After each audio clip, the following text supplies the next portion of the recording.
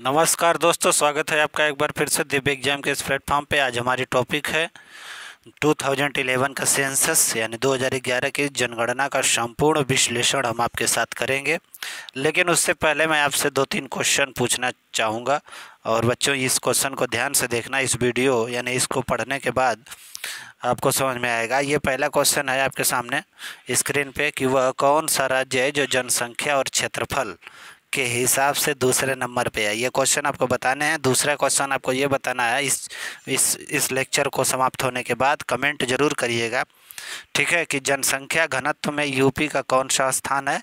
ठीक है, ascending order में सेट करिएगा। सबसे ज़्यादा जनसंख्या घनत्व में आपको बता दूं बिहार का है, दूसरे नंबर बंगाल पे है, तीसरे नंबर और चौथे नंबर वाला आपको बताना है।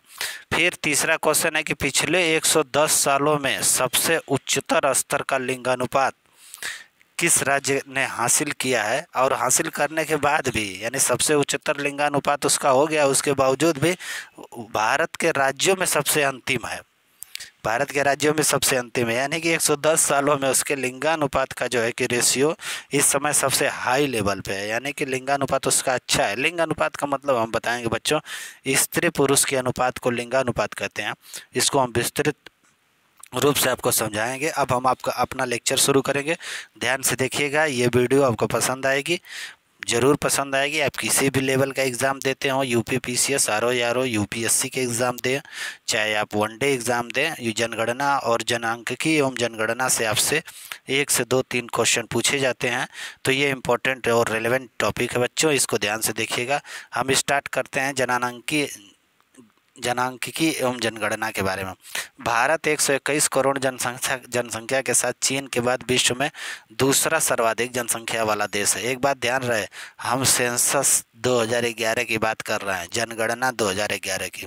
इस समय बच्चों 2011 जनगणना के अनुसार भारत जो है कि दुनिया में दूसरे सर्वाधिक जनसंख्या वाला देश था। अगर बात करें इस समय वर्तमान की, तो इस समय वर्तमान में भारत की जनसंख्या 144 करोड़ CR 144 CR हो गई है, जो चाइना से जो है कि ज़्यादा है। तो भारत पहले नंबर पे आ गया है। लेकिन 2011 की जनगणना के अनुसार आपको आंसर यही करने हैं, क्योंकि अभी एग्ज़ाम में आयोग, चाहे किसी भी लेवल के आयोग हों, अभी 2011 के जनगणना को आधार मानकर ही प्रश्न पूछे जा रहे हैं। अच्छा, बात करेंगे भारत की जनसंख्या के बारे में। कहा जाता है बच्चों कि भारत की जनसंख्या उत्तरी अमेरिका, ये कॉन्टिनेंट है, आप जानते हैं, दक्षिणी अमेरिका और ऑस्ट्रेलिया, ये तीनों कॉन्टिनेंट है, कि कुल जनसंख्या से भी अधिक है भारत की जनसंख्या। इस प्रकार इसे जनसंख्या विस्फोट का नाम दिया जाता है। भारत की जनसंख्या इस समय जनसंख्या विस्फोट की स्थिति से गुजर रही है। ठीक है, अब भारत की जनसंख्या के में वृद्धि की जो प्रवृत्तियां रही हैं उसको आप देख लीजिए कि भारत की जनसंख्या कब के बढ़ी है। 1921 से पूर्व 3 दशकों में अकाल एवं संक्रामक बीमारियां, यानी 1921 से पहले 1911, 1901, 1890, ये जो 3 दशक थे 1870-60 तक, तमाम तरह के अकाल संक्रामक बीमारियों के प्रकोप के कारण जनसंख्या वृद्धि बहुत कम रही। लेकिन 1921 के बाद भारत की जनसंख्या तेजी से बढ़नी शुरू की। इसीलिए 1921 को बृहद विभाजक वर्ष भी कहते हैं। ठीक है, ग्रेट डिवाइडिंग ईयर भी कहते हैं बच्चों। ग्रेट डिवाइडिंग ईयर जो है 1921, ये बार बार जो है क्वेश्चन में पूछा जाता है, इस बात को आप ध्यान में रखिएगा। जनसंख्या वृद्धि की प्रवृत्तियां हम देख रहे हैं, भारत में जनसंख्या बढ़ने की प्रवृत्तियां कैसा रहा, नेचर रहा, उसके बारे में। इसके बाद 1921 के बाद के जो 3 दशक थे, 31, 41 और 51, यानी आज़ादी तक, कृषि के उत्पादन में 1921 के बाद देखो बच्चों, आप जानते हो कि भारतीय राष्ट्रीय कांग्रेस अपने आंदोलन के चरम स्तर पे थी। दुनिया भर के नेता भी भारत के नेताओं का समर्थन कर रहे थे, दुनिया भी समर्थन करने लगी थी भारत की आज़ादी की। तो इससे अंग्रेज़ थोड़ा दबाव में आए, और जिससे तमाम तरह की सुविधाएं जो है भारतीय किसानों की बात की जाए उनको मिलने लगी, नेताओं की इज्जत होने लगी। गांधी युग था 1900, आप जानते हैं 1919 से लेके बच्चों 1947 तक जो है कि एरा को गांधी युग कहा जाता है। ये प्रश्न आप याद रखिएगा। तो उस समय अंग्रेज़ों ने कुछ जो है कि रियायतें बरतीं, जिससे हमारे एग्रीकल्चर्स को हम डेवलप करने में सफल रहे। अकाल में कमी आ गई। जन्म दर 40 प्रति हज़ार था, यानी 1000 लोगों में 40 बच्चे पैदा होते थे, और मृत्यु दर 27 प्रति हज़ार तक आ गई थी। यानी इतना सुधार हुआ था भारतीय समाज में। अच्छा, जनसंख्या वृद्धि के एक चरण की बात करें तो एक चित्र के द्वारा आपको समझाया गया है। आप जो है कि यह चित्र बच्चों आपको मिल सकता है वर्णवाल जी से। तो ये आप देख लीजिए, इसमें दिया हुआ है कि भारत जनसंख्या वृद्धि के चरण। देखिए 1901 में हमारी पॉपुलेशन 238 मिलियन थी, 1921 में 251 मिलियन पॉपुलेशन थी। ये ग्राफ आपको ये दिखा रहा है। ये ग्राफ दिखाने का मतलब ये है कि इस समय हमारी पॉपुलेशन देखिए 1200 मिलियन से ऊपर चली गई है। ये 2011 की जनगणना की बात कर रहे हैं। 1200 मिलियन का मतलब है बच्चों ना कि 120 से 121 करोड़। ठीक है। वृद्धि दर आप देख रहे हैं, वृद्धि दर ये जो है कि 1951 से लेके 1981 के बीच में सर्वाधिक प्रतिशत वृद्धि दर रही 2.46%। 1981 से लेके और अब 2011 तक आप देखेंगे तो वृद्धि दर आपको दिख रहा है 1.76%। तो आप कहेंगे सर 81 से 2001 तक तो वृद्धि दर कम रही है, लेकिन बच्चों ये बेस है ना, बेस से वृद्धि दर मापा जाता है। हम कहें बच्चों ना कि जैसे मान लो कि मेरे पास 5 रुपया, ठीक है, अगले साल मेरे पास 6 रुपया हो गया, तो यानी मेरी वृद्धि ग्रोथ कितनी है? मेरी ग्रोथ है 20% की, समझ लो, क्योंकि ये बेस है।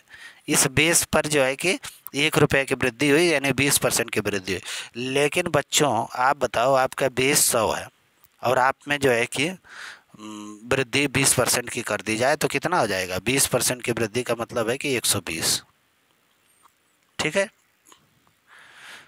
तो देखिए ये बेस बड़ा होगा ना तो वृद्धि ज़्यादा दिखेगी। अब यहाँ पे 20 की वृद्धि हो गई, 20 लोगों की, यहाँ मात्र 1 लोगों की वृद्धि हुई। यही 20% की ग्रोथ से मात्र 1 आदमी बढ़ा, यहाँ 20% की ग्रोथ से 20 आदमी बढ़ गए, क्योंकि ये बेस, आप बेस यहाँ 5 लिए थे, यहाँ बेस हमने 100 लिया है। यानी कि 5 जो पिछले वर्ष लोगों की संख्या थी, पिछले वर्ष जो बेस आप लेते हैं, बेस यदि आप बड़ा लेंगे तो वृद्धि दर के नंबर्स आपको बड़े दिखेंगे। समझ रहे हैं? तो 1.76 वृद्धि दर आपको कम दिख रही है 1951 से 81 तक, लेकिन ये मत कहिएगा, छोटे परिवार की अवधारणा 1981 से 2011 के बीच, यानी ये चौथे चरण की जो वृद्धि दर है। तीसरे चरण में जनसंख्या विस्फोट, अगर आपसे पूछा जाएगा कि जनसंख्या विस्फोट वाला चरण कौन है तो आपका बताना पड़ेगा कि 1951 से 81 तक। स्वतंत्र भारत की पहली जनगणना बच्चों आप जानते हैं 1951 में हुई। इस समय वृद्धि दर 1921 से 51 तक 1.33% रहा। महान विभाजन लाइन यही है 1921 वाली। तो ये पूरा मैप हमने आपको समझाया। जनसंख्या, भारत में तीव्र जनसंख्या वृद्धि के कारण की यदि बात की जाए तो अकाल पर नियंत्रण हमने हासिल किया। हमने पिछले ही अभी 5 मिनट पहले आपको बताया था बच्चों कि 1921 में भारतीय राजनेता इतने सशक्त रूप से भारतीय समाज में उभरे कि उन्होंने अंग्रेजों का जो रूल्स था उनके ऊपर जो एक तरह से हावी होना शुरू किया और अंततः 1947 में हमको आज़ादी मिली। लेकिन 21 से 47 तक का जो पीरियड रहा उसमें जो है हमने बताया कि एग्रीकल्चर्स में सुधार हुए, ठीक है, स्वास्थ्य सुविधाएं थोड़ी बेहतर हुई। अब हम लोगों ने डिमांड करने शुरू की कि हमारे भी सामाजिक आर्थिक विकास पे बल दिया जाए। अंततः हमने आपको बात की, आप लोग बच्चों जानते हो कि 1937 में कांग्रेस ने आठ राज्यों में सरकार भी बना ली इंडिपेंडेंटली। तो हम काफ़ी मजबूत स्थिति थे। इसलिए भारत की तीव्र जनसंख्या में अगर वृद्धि की बात करें तो पहला था ये कि अकाल पर नियंत्रण उस समय हो गया था 1921 के बाद। इसलिए ये नहीं कि अकाल नहीं पड़े थे, लेकिन नियंत्रण हो गया था। तो पंचवर्षीय योजना में कृषि औद्योगिक उत्पादन बढ़ा, चिकित्सा में सुधार हुआ, जन्म दर का अधिक होना शुरू हुआ। अच्छा, जन्म दर अधिक होने के और बहुत सारे कारण हैं। जैसे गर्म जलवायु है ना, तो उसका भी कारण होता है कि जन्म दर अधिक होता है। सांस्कृतिक पिछड़ापन है तो वो भी एक तरह से जो है कि जन्म दर बढ़ा देता है। सांस्कृतिक पिछड़ापन का मतलब होता है बच्चों, एक तरह से माना जाता है कि भारतीय समाज में कि बच्चे उस समय ये माना जाता है कि बच्चे भगवान के द्वारा दिए जाते हैं। जितने बच्चे हो रहे हैं उसमें कोई परेशानी नहीं होनी चाहिए, होने चाहिए 5, 7, 8 बच्चे। तो ये सारी बातें जो होती हैं ये सांस्कृतिक पिछड़ापन है। सामाजिक आर्थिक कारक भी जिम्मेदार होते हैं। औसत आयु अर्थात जीवन प्रत्याशा में भी वृद्धि हो गई। जीवन प्रत्याशा मतलब आप समझ रहे हैं कि एक व्यक्ति अपनी पूरे जीवन काल में कितने वर्ष तक जो है कि स्वस्थ रूप से जिंदा रह पाता है, उस जीवन प्रत्याशा, इसके बारे में हम बात करेंगे। तो ये सब कारण रहे कि जनसंख्या तीव्र वृद्धि होने लगी। अब बात करेंगे कि अच्छा एक चीज़, वर्तमान में क्या कंडीशन है कि वर्तमान समय में हमारे जन्म 17 प्रति 1000 है। यानी 1000 में 17 लोग पैदा होते हैं, 1000 व्यक्तियों में 17 बच्चे पैदा होते हैं। और मृत्यु दर देखिए कम हो गई, इतना कम है। अगर इतने ही मृत्यु दर रहे तो हो सकता है कि कुछ स्थिरता बनी रहे, लेकिन क्या है 7 हो गए, यानी पैदा ज़्यादा लोग हो रहे हैं, मर 7 ही लोग हो रहे हैं, 7 ही लोग। तो इस प्रकार भी जनसंख्या वृद्धि बढ़ती गई। जनसंख्या घनत्व तो देखो बच्चों, कुछ ऐसे कॉन्सेप्ट हैं जिसके बारे में हम आपसे बात करेंगे, बहुत ही इंपॉर्टेंट कॉन्सेप्ट है मेजर डेंसिटी के बारे में। जनसंख्या घनत्व होता क्या है? जनसंख्या घनत्व का जब आपको निकालने के लिए आ जाए तो ये आप समझ लीजिए देश या किसी मतलब देश या स्थान विशेष की कुल जनसंख्या, यानी भारत की अगर कुल जनसंख्या की हम बात कर लें तो मान लो बच्चों कि 1 लाख है, सपोज दैट।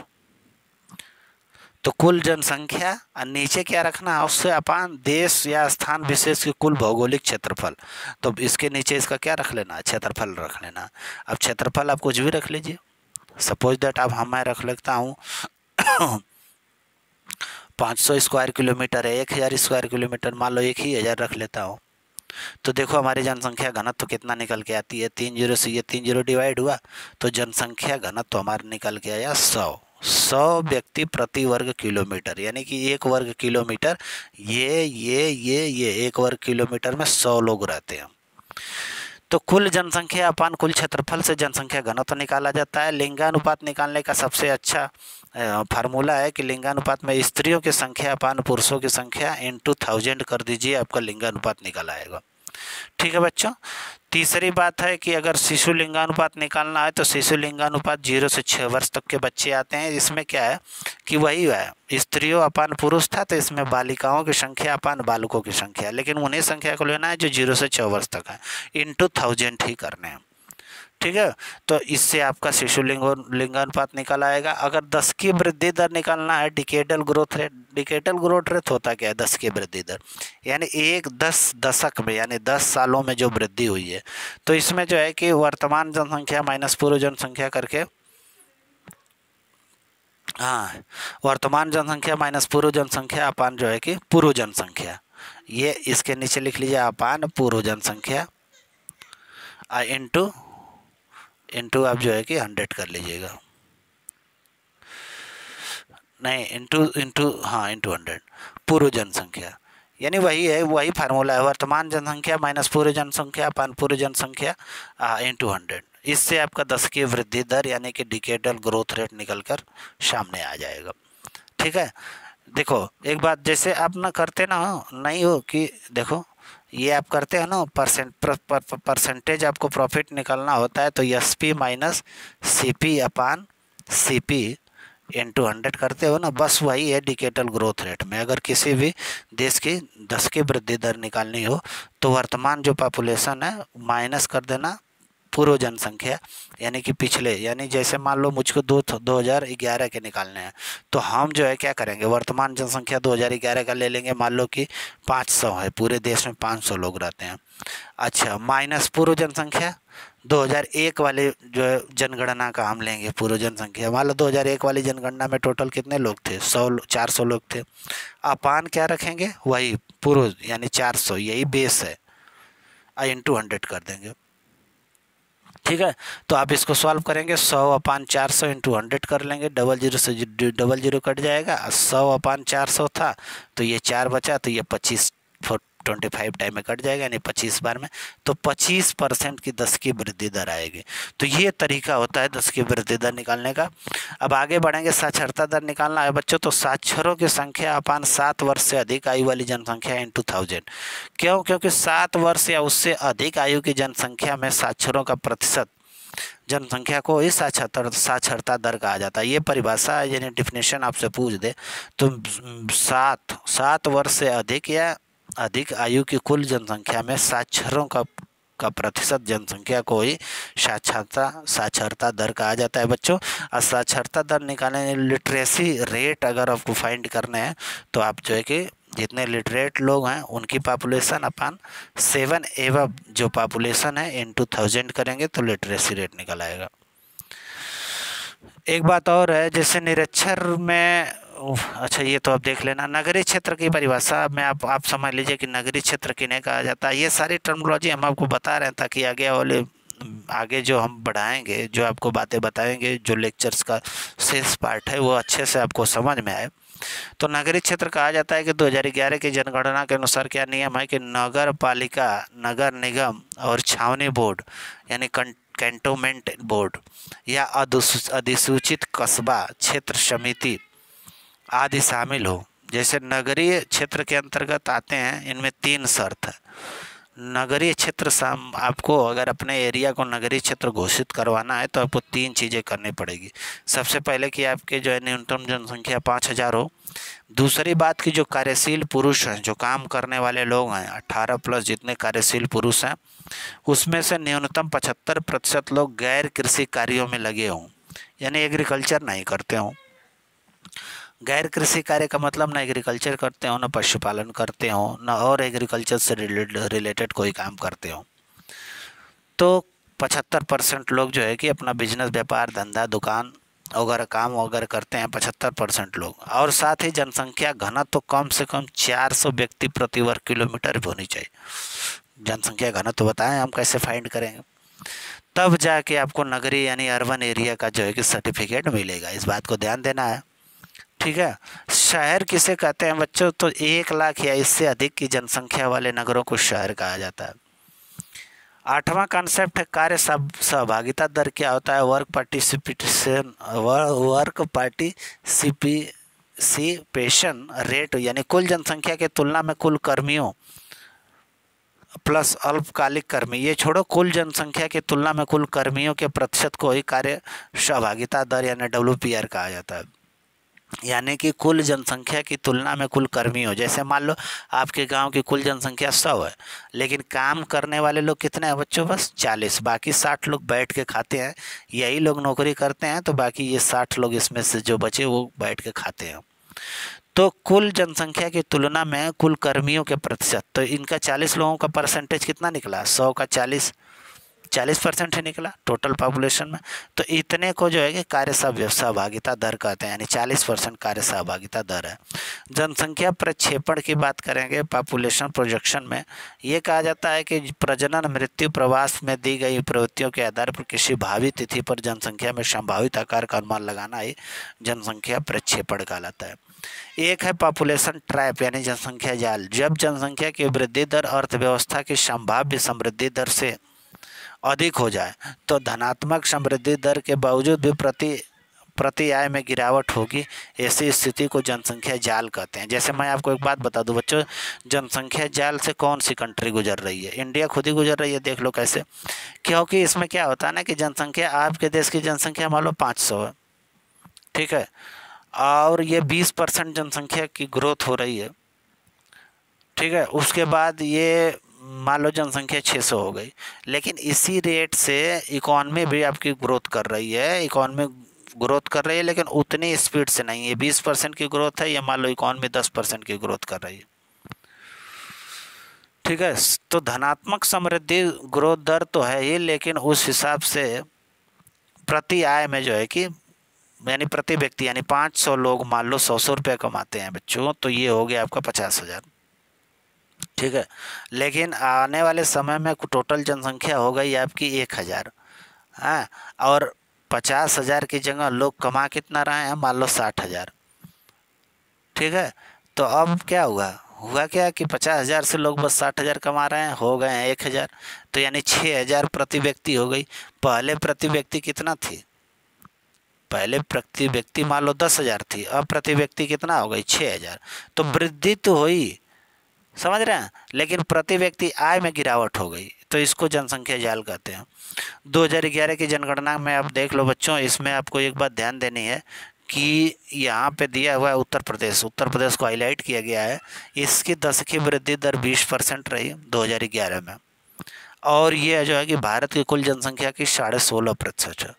महाराष्ट्र जो है, महाराष्ट्र को आप देखेंगे, महाराष्ट्र जनसंख्या के मामले में दूसरे स्थान पे है, तथा क्षेत्रफल के भी मामले में यही राज्य दूसरे स्थान पे है, क्योंकि क्षेत्रफल में पहले नंबर पे बच्चों राजस्थान है, दूसरे नंबर पे आपका महाराष्ट्र है, तीसरे नंबर पे आपके MP हैं, और चौथे नंबर पे आपका UP है।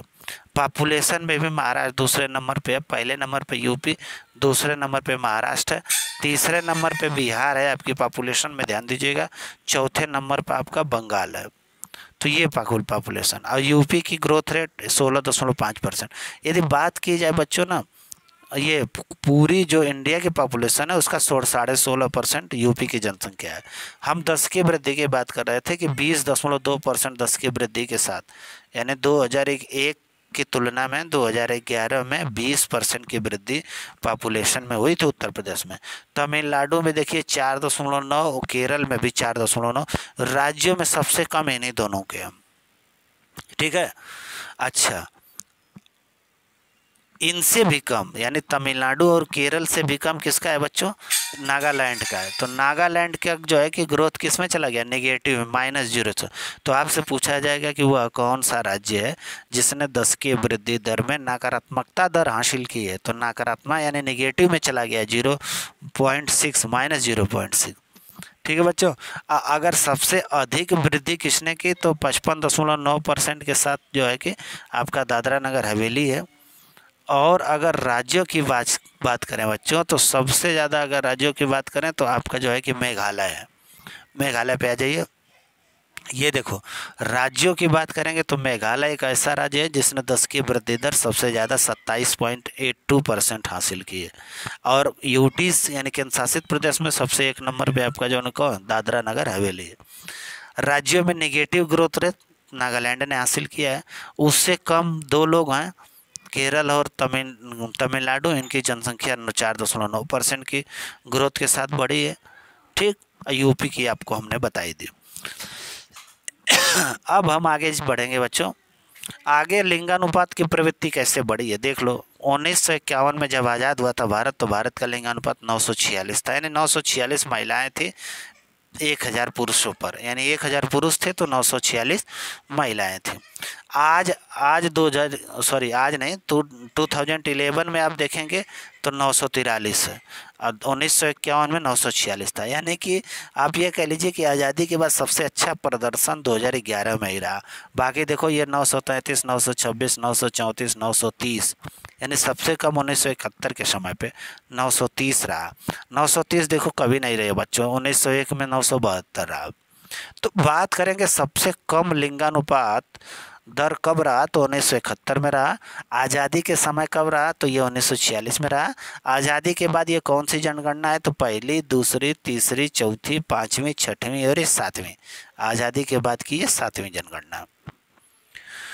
यहाँ पे तमिलनाडु के बारे में बात कर रहा है, देख लेते हैं कि ये कौन सा चार्ट लगा हुआ है। ये बच्चों जो है कि ना लिंगानुपात वाला चार्ट है कि तमिलनाडु का लिंगानुपात देखिए 996 है, केरला का 1084 है, हरियाणा का लिंगानुपात देख रहे हैं 879, यानी राज्यों में सबसे कम आपको दिखेगा हरियाणा का। राज्यों में हम बात कर रहे हैं, केंद्र शासित प्रदेश को नहीं शामिल कर रहे हैं। राज्यों में सबसे कम जो है किसका है बच्चों? हरियाणा का है। और ये जो है कि आपका जनसंख्या घनत्व है 11,320 लोग दिल्ली में। सबसे ज़्यादा अगर राज्य और यूटी को मिला के बात करें तो सबसे ज़्यादा जनसंख्या घनत्व जो है कि दिल्ली का है, ठीक है। अब आगे बढ़ते हैं। अरुणाचल प्रदेश की जनसंख्या घनत्व तो सबसे कम है, राज्यों की बात करें तो 17 लोग हैं। और यूटीज़ की बात करें तो सबसे कम अंडमान निकोबार की है, 46 है। दमन दीव का बच्चों आप देख सकते हो 2191 और 2149, ये जो है दमन दीव का जो है कि जनसंख्या घनत्व 2149 है। यानी दिल्ली के बाद आप दमन दीव को ही देख सकते हैं कि इनका जनसंख्या घनत्व कितना है। चंडीगढ़ का आप देख लीजिए, ये इनका उनसे भी ज़्यादा है। तो इस लिस्ट को आप ध्यान से देखिएगा। पुडुचेरी का लिंगानुपात इतना है, चंडीगढ़ का 818 है और दमन दीव का 618 है। यानी दमन दीव का जो है कि लिंगानुपात सबसे कम है अगर राज्य और यूटी दोनों को मिला दिया जाए। अब बस अगर राज्यों की बात करें तो हरियाणा ही है। उत्तर प्रदेश का लिंगानुपात बच्चों कट गया है, वो 829 है। उत्तर प्रदेश की लिंगानुपात रुको देख लेते हैं, अगर चार्ट मिल जाता है तो दिखा देते हैं हम आपको। यूपी का लिंगानुपात क्या है, वो 829 है। देखते हैं कहीं अगर चार्ट होता है तो हम आपको दिखा देते हैं। सॉरी 829 तो जनसंख्या घनत्व है, सॉरी एक सेकंड, चलो कोई बात नहीं, आगे बढ़ते जाएं, फिर उस डेटा को हम आगे इसमें शामिल कर लेंगे अपने जो है कि क्या बोलते हैं कि लेक्चर में आगे इंक्लूड कर लेंगे बच्चों, टेंशन वाली बात नहीं है। आइए अब हम थोड़ा सा 2011 की जनगणना की बात कर लेंगे।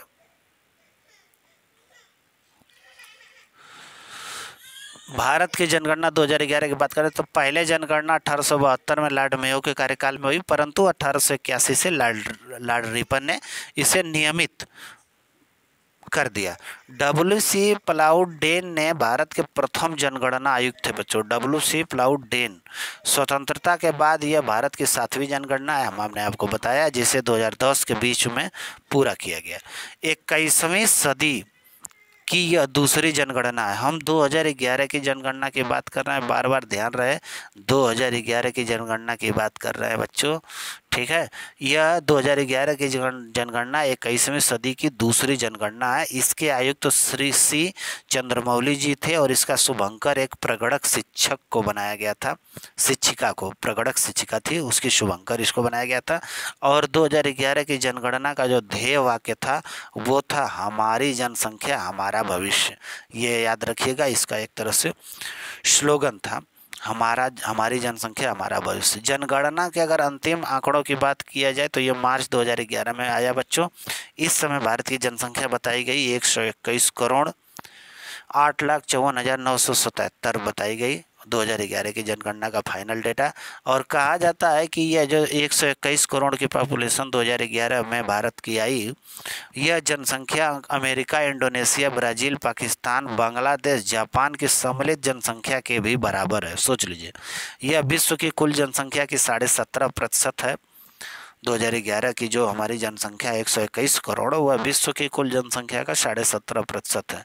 1991 से 2001 की तुलना में जनसंख्या की वृद्धि में गिरावट हुई है। यानी 1991 का जो जनगणना हुई थी और 2001 की जो जनगणना हुई थी, उनमें जनसंख्या वृद्धि का प्रतिशत ज़्यादा था, 2011 में जनसंख्या वृद्धि का प्रतिशत कम है। 2011 की जनसंख्या के दौरान अगर दशकीय वृद्धि की बात की जाए तो मात्र 17.7% ही था। दशकीय वृद्धि 17.7% है। अब विश्व की कुल जनसंख्या का हम 17.5% है। तो दशकीय वृद्धि और कुल जनसंख्या, दुनिया की कुल जनसंख्या में हमारा कितना योगदान है और हमारी दशकीय वृद्धि कितना है, इसको आप ध्यान से देख लेना, कंफ्यूज मत होना बच्चों। ये अगर बात की जाए 2011 की जनगणना की तो महिलाओं की कुल आबादी 58 करोड़ 75 लाख, पुरुषों की कुल आबादी 62 करोड़ 32 लाख थी। देश की कुल जनसंख्या में 18.18 करोड़ लोगों यानी पॉपुलेशन की वृद्धि हुई, जिसमें पुरुषों की आबादी 17% बढ़ी और महिलाओं की आबादी 18%। एक बात ध्यान देना, 2011 में महिलाओं की आबादी बढ़ी है, अगर ये क्वेश्चन पूछ दे तो आप उसको टिक करिएगा, ठीक है, 18% के साथ। अगर कुल लिंगानुपात की बात की जाए तो यह 933 2001 में थी और 943 2011 तक पहुंच गई। 1961 के बाद ये सर्वाधिक है, यानी लिंगानुपात हमने बताया 1961 में सबसे कम था, तो 1961 के बाद ये सबसे ज़्यादा अगर लिंगानुपात हमने हासिल किया है 943 का। 0 से 6 वर्ष के बच्चों की लिंगानुपात की बात करें तो 927 से घटकर 919 हो गया है, यानी 0 से 6 वर्ष के बच्चों का लिंगानुपात घटा है। यह अनुपात आज़ाद भारत का सबसे निचला स्तर है। अगर भारत आपसे क्वेश्चन पूछ दिया जाए कि शिशु लिंगानुपात 2011 की जनगणना के अनुसार शिशु लिंगानुपात आज़ाद भारत के बाद सबसे निम्नतम स्तर पे है, तो आप उसको सही का टिक करेंगे, ठीक है।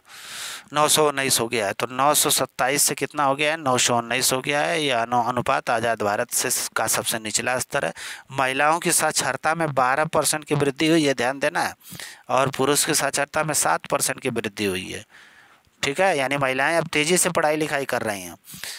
29 राज्यों और केंद्र शासित प्रदेशों में लिंगानुपात में सुधार हुआ है, लेकिन बिहार, गुजरात, जम्मू कश्मीर के लिंगानुपात में गिरावट आई है। इस बात को ध्यान में रखना है। अगर पूछ दे कि भारत के 29 राज्य और केंद्र शासित प्रदेशों में लिंगानुपात में सुधार हुआ है, लेकिन बिहार, गुजरात और कश्मीर में लिंगानुपात में गिरावट आई है। नागालैंड देश का एकमात्र राज्य है जिसकी जनसंख्या में कमी आई। कब आई कमी? 2011 में कमी आई। 2001 में जो जनसंख्या थी उससे कम हो गई 2011 में।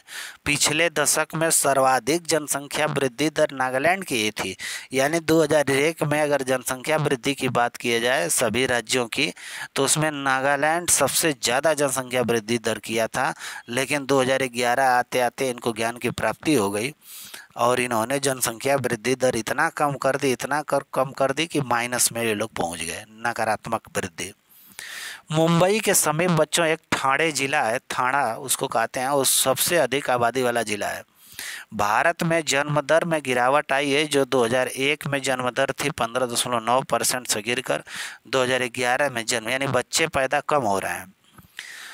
0 से 6 साल तक के बच्चों की संख्या भी घटी है। हरियाणा और चंडीगढ़ में पिछले 110 वर्षों में सबसे बेहतर स्त्री पुरुष अनुपात यानी लिंगानुपात हरियाणा और चंडीगढ़ में पिछले 110 सालों में जो लिंगानुपात रहा वो वर्तमान में लिंगानुपात सबसे बेहतर है, सबसे अच्छा है।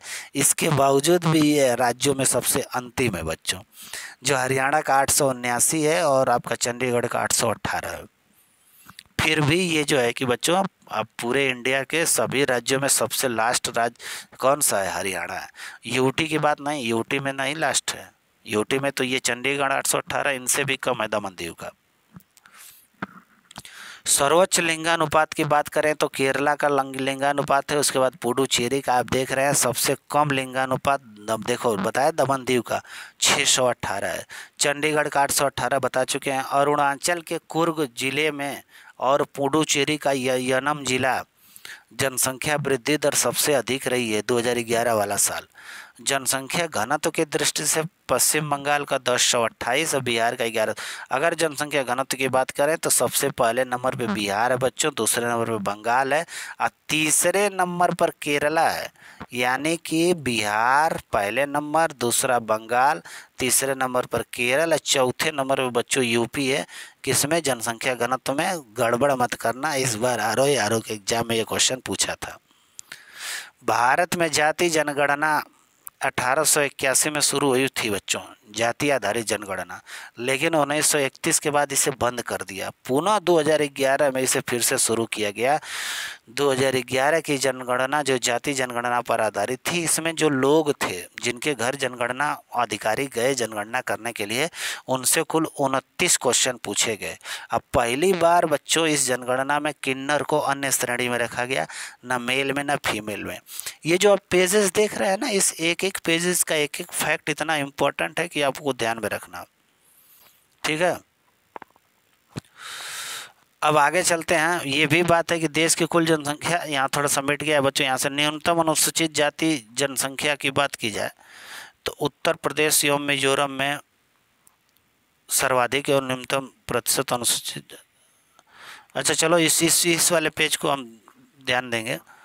न्यूनतम अनुसूचित जाति जनसंख्या उत्तर प्रदेश एवं मिजोरम में, सर्वाधिक एवं न्यूनतम जनसंख्या प्रतिशत अनुसूचित जातियों की पंजाब में। अच्छा, अनुसूचित जाति की सबसे ज़्यादा जनसंख्या पंजाब में है, सबसे कम मिजोरम में।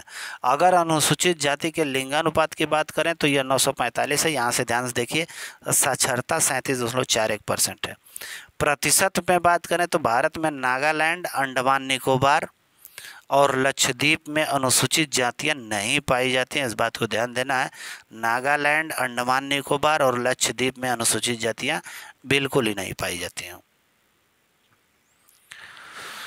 अनुसूचित जाति ये 15-16% है भैया देश की कुल जनसंख्या का, ठीक है। अनुसूचित जनजातियों के बारे में आ जाइए। अनुसूचित ये 2011 की जनगणना में ये 15वीं जनगणना है, आप समझते हैं। आज़ादी के बाद 7वीं है, जो आज़ादी के बाद 7वीं जनगणना है। 2011 के अनुसार अनुसूचित जनजातियों की जनसंख्या 10.42 करोड़ है, जो देश की कुल जनसंख्या का 8.6%।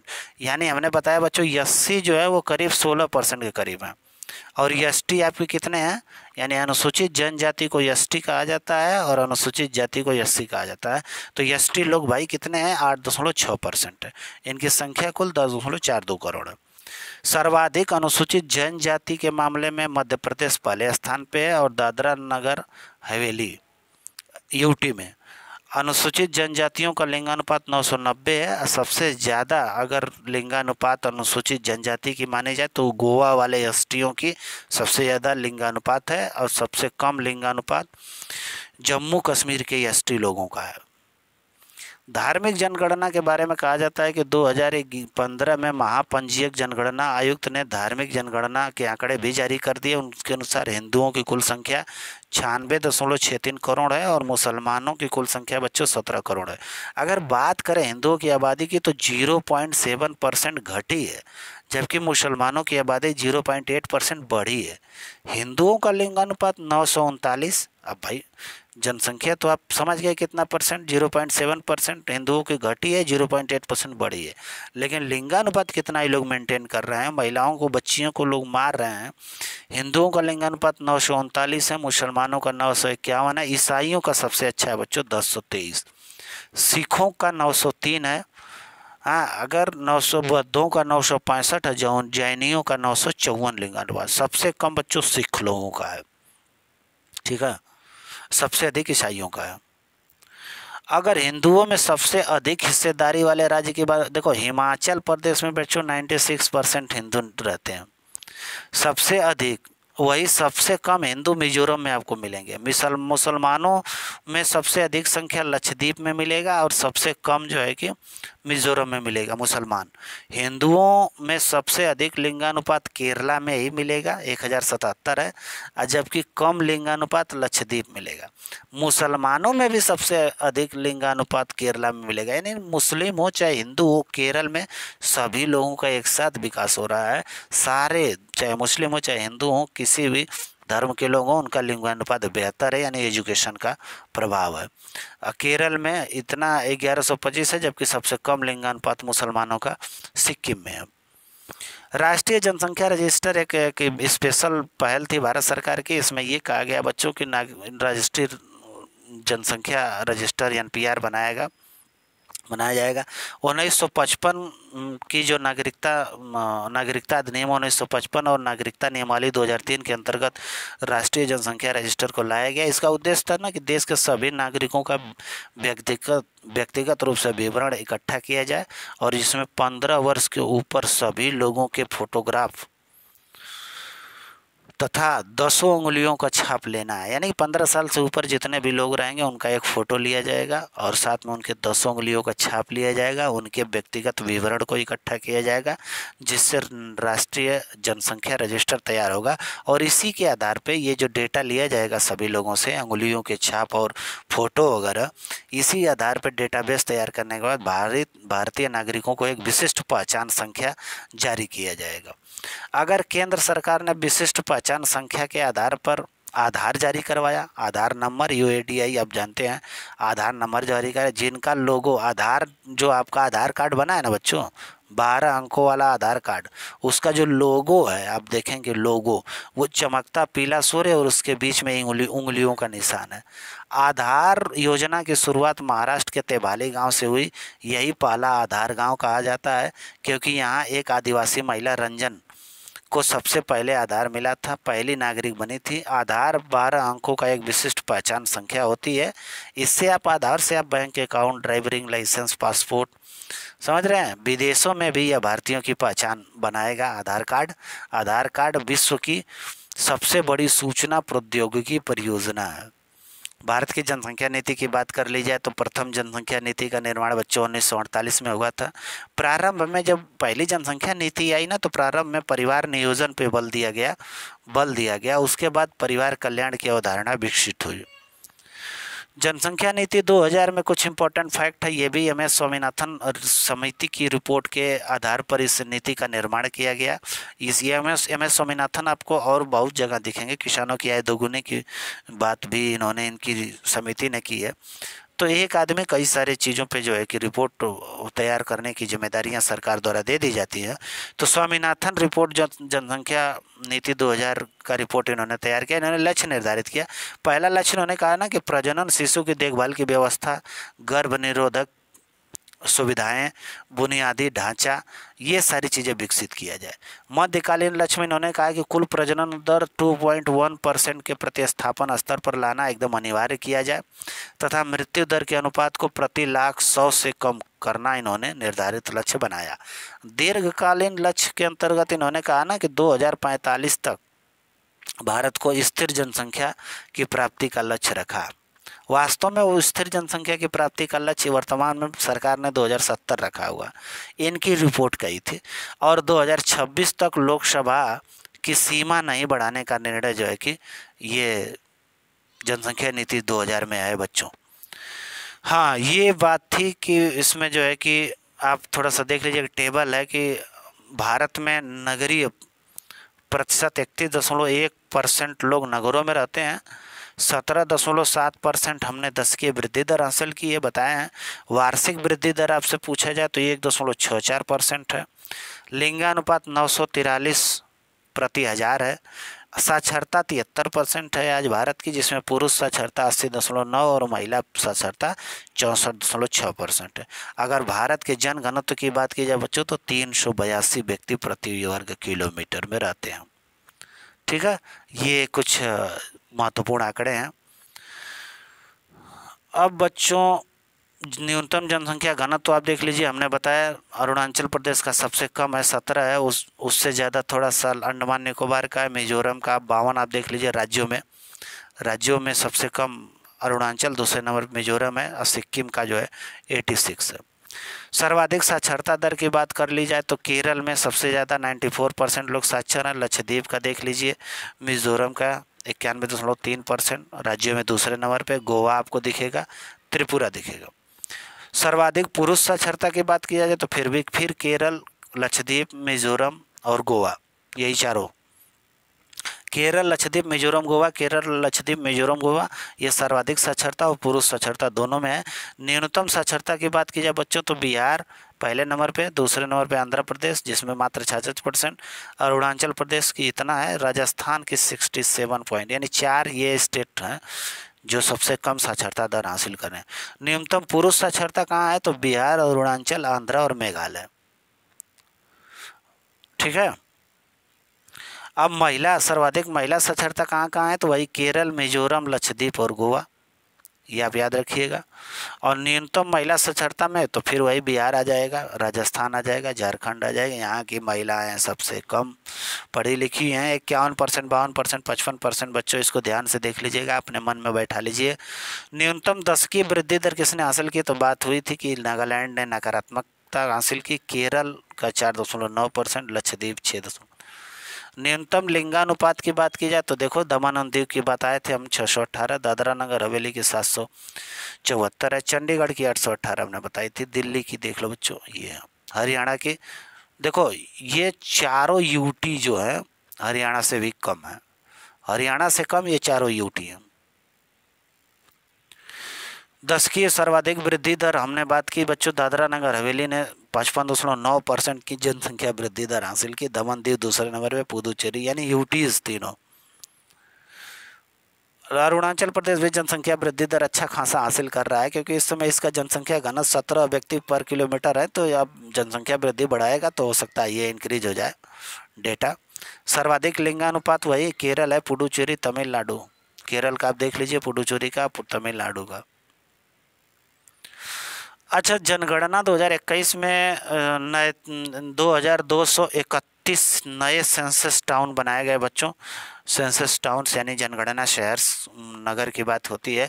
भारत में सबसे अधिक 76 जो है कि जनगणना टाउन जो है पश्चिम बंगाल में पंजीकृत किए गए हैं। केरल, तमिलनाडु, महाराष्ट्र और उत्तर प्रदेश में भी बड़ी संख्या में ऐसे कस्बे शामिल है, लेकिन सबसे ज़्यादा पश्चिम बंगाल में। बात है 2028 में, ये कहा जा रहा है ना कि 2028 तक नई दिल्ली की जनसंख्या जो है विश्व की सबसे अधिक जनसंख्या वाला नई दिल्ली शहर बन जाने की संभावना है बच्चों। इस समय टोक्यो में 37 मिलियन लोग रहते हैं, इसके बाद नई दिल्ली दूसरे नंबर पे 29 मिलियन, लेकिन 2028 तक ऐसा माना जा रहा है कि नई दिल्ली जो है कि दुनिया का सबसे अधिक जनसंख्या वाला शहर बन जाएगा। शंघाई का देख लीजिए, मैक्सिको सिटी में 52, सौ पोलो में 22 मिलियन लोग रहते हैं। क्षेत्रफल की दृष्टि से वही का है सबसे बड़ा राज्य राजस्थान, क्षेत्रफल की दृष्टि से सबसे छोटा राज्य गोवा, बोलिएगा मत। क्षेत्रफल की दृष्टि से सबसे बड़ा केंद्र शासित प्रदेश अंडमान निकोबार और सबसे छोटा लक्षद्वीप। क्षेत्रफल की दृष्टि से बोलना नहीं है। सबसे बड़ी जनसंख्या की दृष्टि पहले नंबर पर यूपी, सबसे छोटा जनसंख्या की दृष्टि से सिक्किम, सबसे बड़ा जनसंख्या की दृष्टि से यूटी केंद्र शासित प्रदेश दिल्ली और सबसे छोटा लक्षद्वीप। विश्व जनसंख्या दिवस 11 जुलाई को मनाया जाता है। बच्चों क्यों 11 जुलाई को मनाया जाता है? क्योंकि 11 जुलाई 1987 से मनाया जाता है और 11 जुलाई 1987 को दिन एक बहुत बड़ी घटना हुई थी कि इस तिथि को विश्व के 5 अरबवें शिशु ने जन्म लिया। कहाँ? युगोस्लाविया में हुआ था। इसी कारण प्रतिवर्ष 11 जुलाई को विश्व जनसंख्या दिवस के रूप में मनाया जाता है। बहुत बहुत धन्यवाद। जो भी चीज़ इसमें जो है आपको लगी हो, आप हमारे प्रश्न का जो है कि कमेंट करके आंसर दीजिएगा। बच्चों ज़्यादा से ज़्यादा शेयर करिए, सब्सक्राइब करिए, इस चैनल को जो है कि बढ़ावा दीजिए। बहुत बहुत धन्यवाद। इसको देखिए, 2 बार रिवाइज करिए। किसी भी एग्ज़ाम के लिए सबसे रेलेवेंट जो है कि फैक्ट हम आपको बताएं हैं। Thank you.